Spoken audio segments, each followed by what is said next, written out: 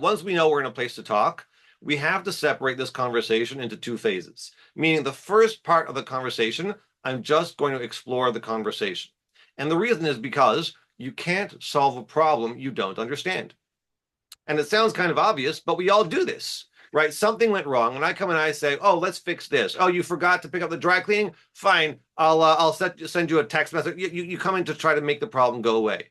But the problem is not that I forgot the dry cleaning. The problem is that I'm too busy because there's too much going on at home, and I can't. There's all kinds of things. We are deep, complex people, and even the things that seem obvious are almost never that simple or that obvious because human beings are complicated. If I don't understand the problem, any solution I come up with is bound to be half-hearted, half effective.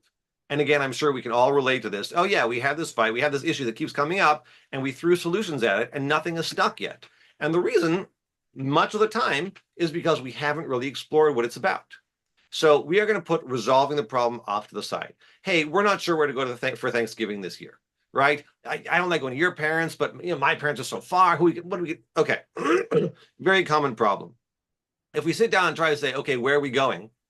There's tension, there's back and forth, and we come out, okay, we'll go there, we'll compromise, but nothing really feels right. So what I do and what I advise other people to do, 1 second, we have this problem. Let's talk about how we feel about this. Let's explore the problem, right? I'm feeling stressed. You're feeling concerned. Let's understand. So, okay, we'll talk.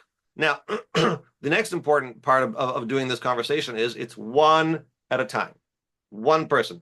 I'm going to talk and you're going to listen. And then we're going to switch. But we are not both going to share our opinions at the same time.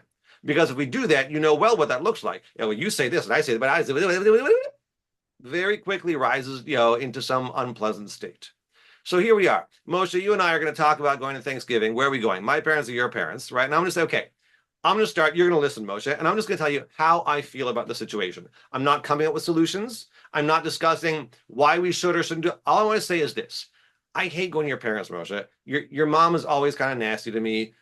She's, she makes comments about my beard, and I can't take it anymore. And it drives me crazy. Okay, that's it. That's where we're starting, right? So we're starting by exploring the problem, and I'll talk about in a minute how this dynamic goes back and forth, but we are not solving the problem. Then I'm going to hear your problems with the situation. You're going to say, well, it's true, my mom is tough and I really love her and I want to be there anyways. And, your parents are out in, Nepal and getting there is always a difficulty and all these, whatever it is.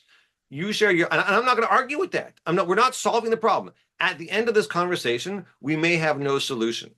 We can have the resolution conversation right afterwards if we feel ready. But the first conversation is we are exploring what the problem is. And that way, when we are ready for a solution, we can come up with something that actually addresses the issues at hand. Okay, so that's exploring versus resolving.